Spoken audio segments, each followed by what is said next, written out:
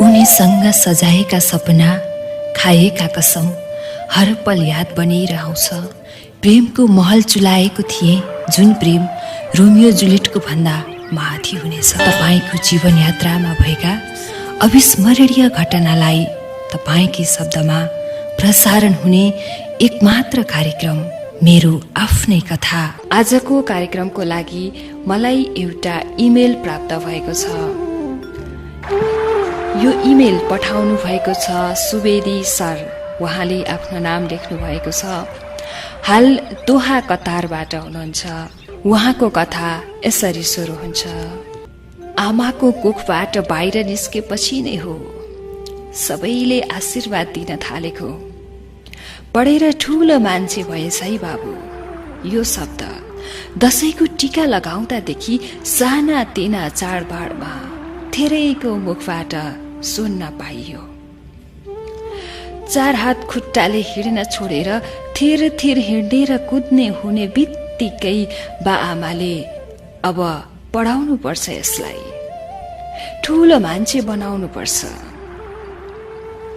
म जान्ने र केही बुझ्ने भएदेखि बाआमाको मुखबाट कैयौं पल्ट सुनिरहेको थिए, बाबु पढ है, पढ्नु पर्छ। कहिले हप्काएर त कहिले माया देखाएर पढ्नमा नै लगाउँथे। बिस्तारै दिन खाइयो, महिना खाइयो, अनि वर्ष पनि खाइयो। उमेर बढ्दै गयो, कक्षाका खुड्किला चढ्दै गयो।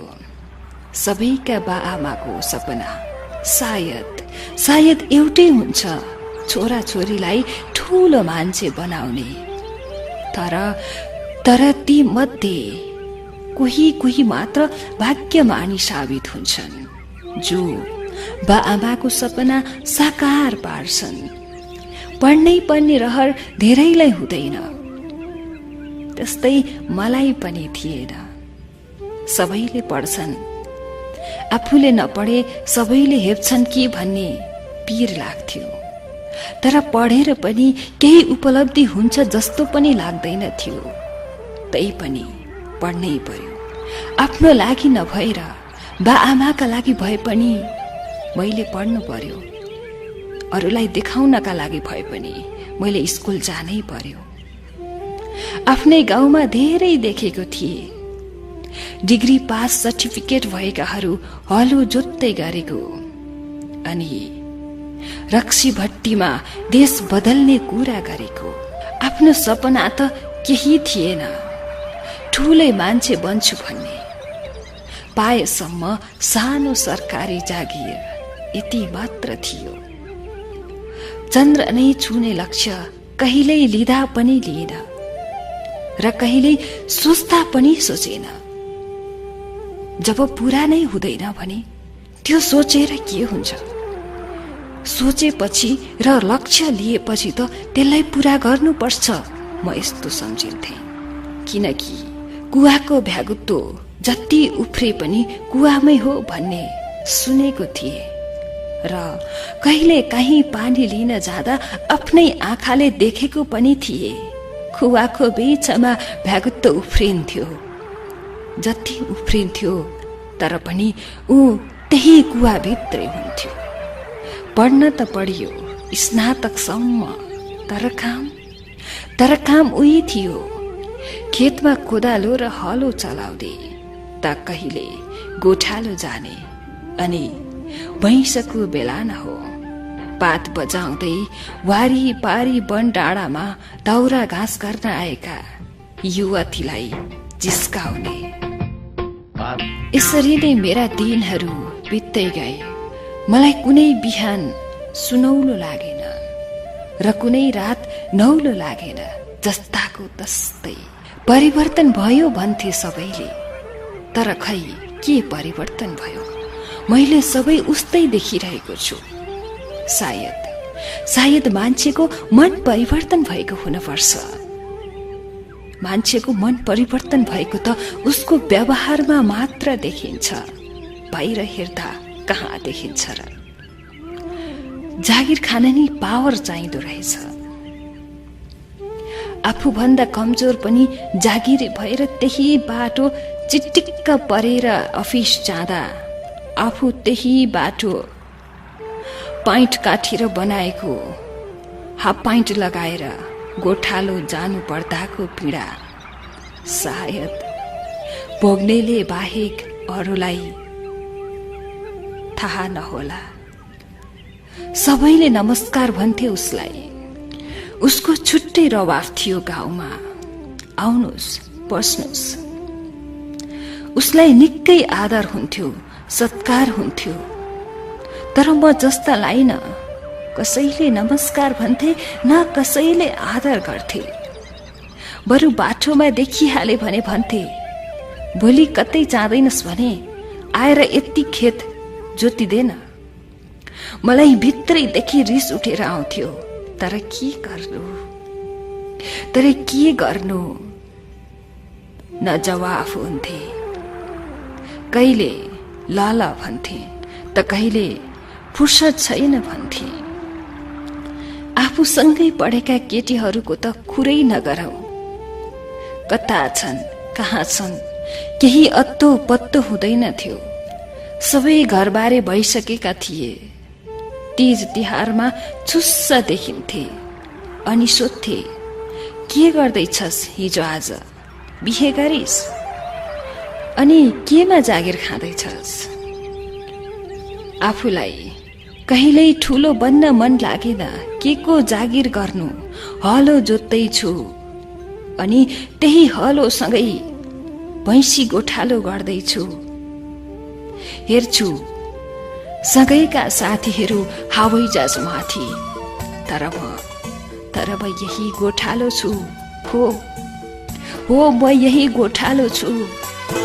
अनि मुसुक्क हाँसेर भन्थे, हलो जोत्नेलाई कसले छोडिदिन्छ यो जमानामा बिहे गर्नु? मेरो कुराले कोही हाँस्थे र कोही केही भावुक हुँदै भन्थे, पीर नगर, बेला आउँछ। म पनि खुसी नै भएको नाटक गर्दै मजाले पहिल्यै दाँत भए पनि देखाएर हाँसिदिन्थे। आफ्नो फिर आफैलाई थाहा थियो। त्यसैमाथि बाआमाको सपना अधुरै थियो। आफैलाई आत्मग्लानि हुन्थ्यो। कहिले भट्टीको बास, कहिले तासको खेल त कहिले कता डुलेरै बिते दिनहरू। जब घर पुग्थे बाआमाको किचकिच सुरु हुन्थ्यो। आमाले भन्नुहुन्थ्यो, भनेको केही पनि मान्दैन। कस्तो भैँस आएको हो यसलाई? यसरी गाली गर्दै हातमा समाएको कुच्चोले झट्टारो हान्दै थिइन् आमा।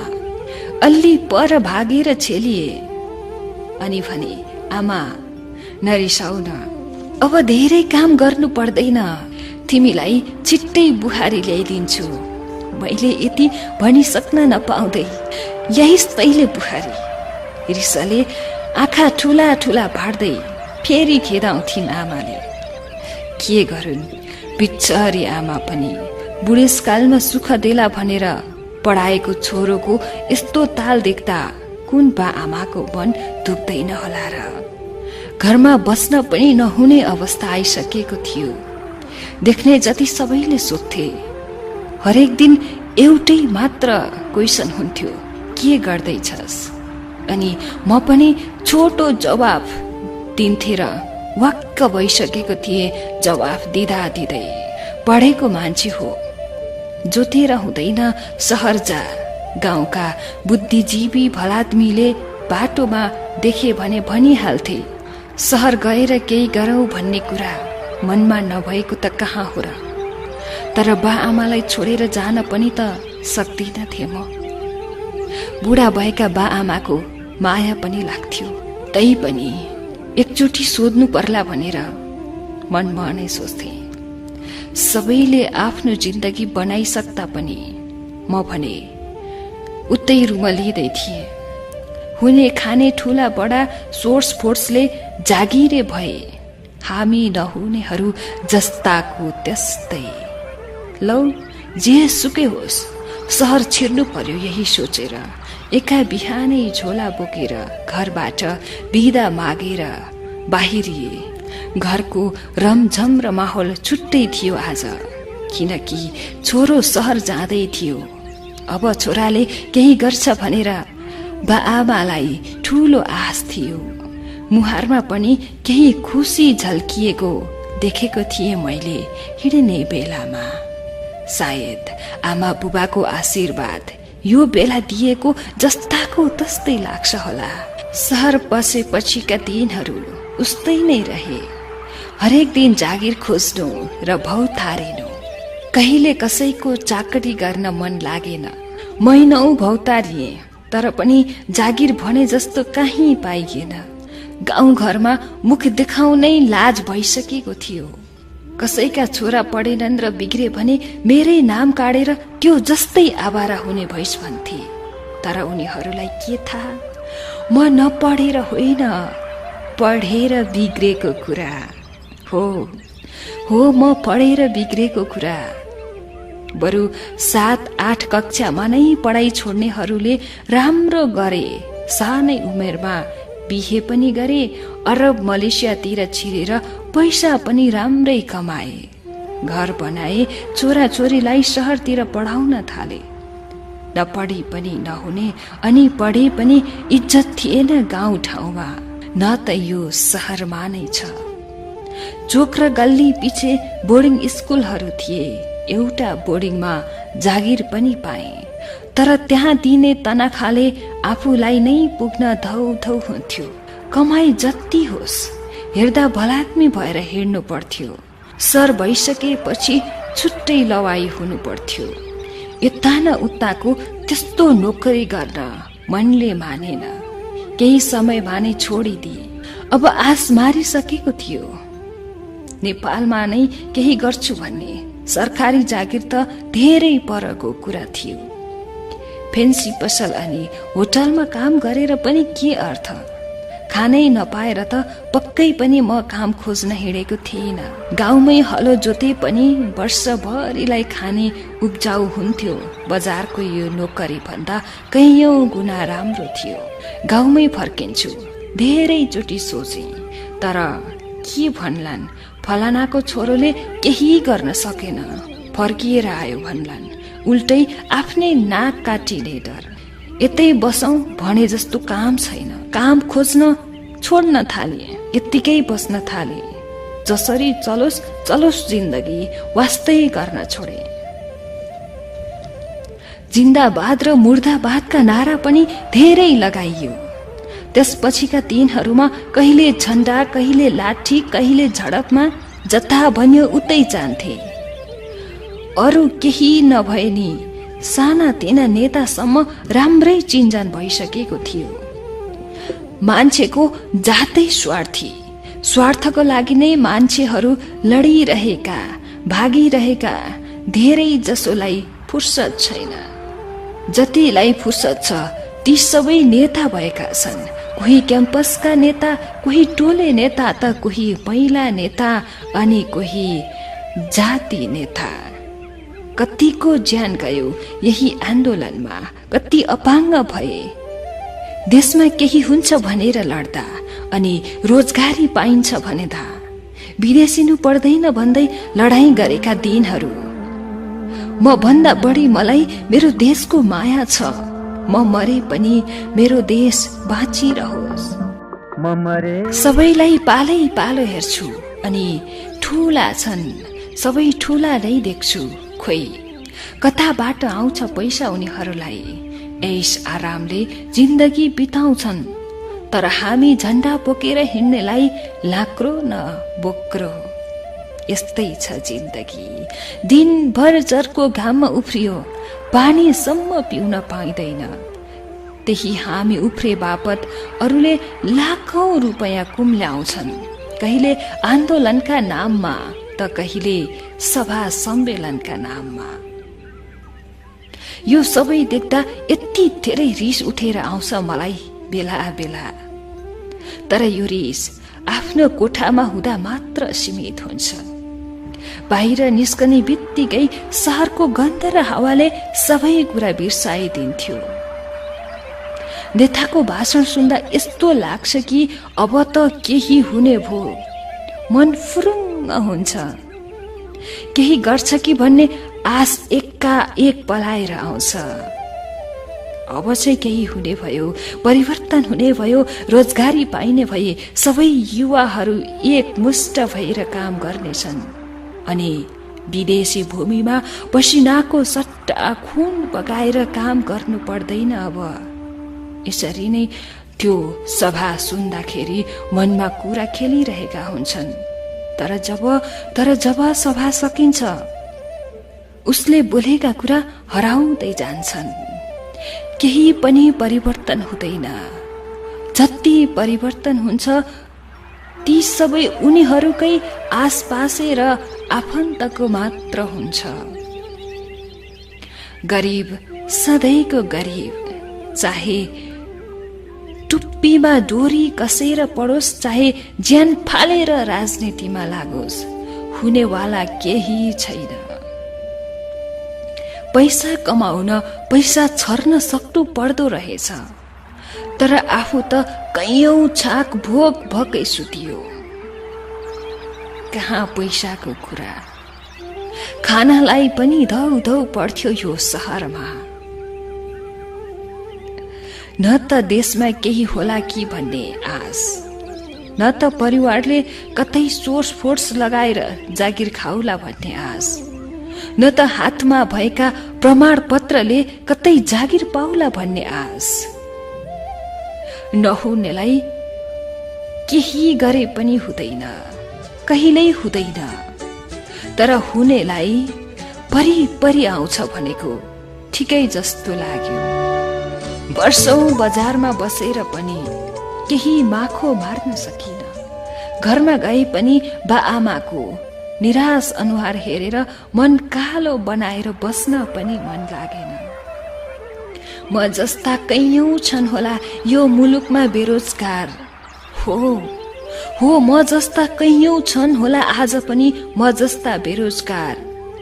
सबैभन्दा धेरै हिसाब जोडेर लानु हो भने र खोजेर ल्याउनु हो भने बेरोजगारको संख्या बढी हुन्छ। जो योग्यता भएर पनि जागिरबाट वञ्चित हुन परेको छ र आफूले पढाइमा गरेको मेहनत सम्झेर आफूलाई धिक्कार्नु परेको छ। अब स्कुल कलेजमा विद्या आर्जन गर्ने मात्र थलो होइन, बेरोजगार उत्पन्न गर्ने कारखाना पनि बनेका छन्। नेपालीहरू पनि चाहिने भन्दा बढी आधुनिक बनेका छन्। एउटा महिलाले दुईवटा श्रीमान राख्न पाउनु पर्ने कुरा उठाउन थालेका छन्। अनि यतिसम्म कि बाउद्वारा छोरी शारीरिक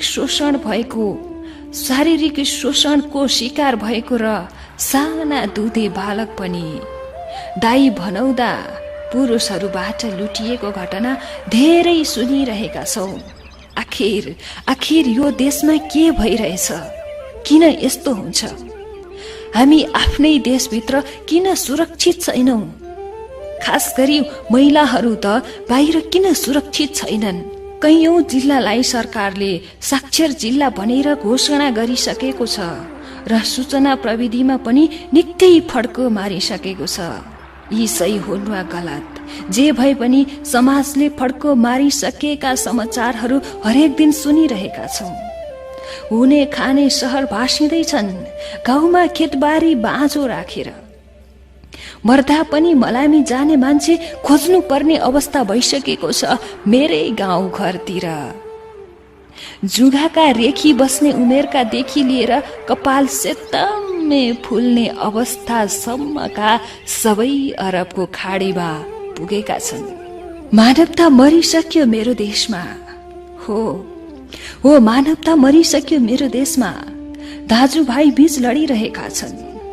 कुर्सी तान भइरहेको छ।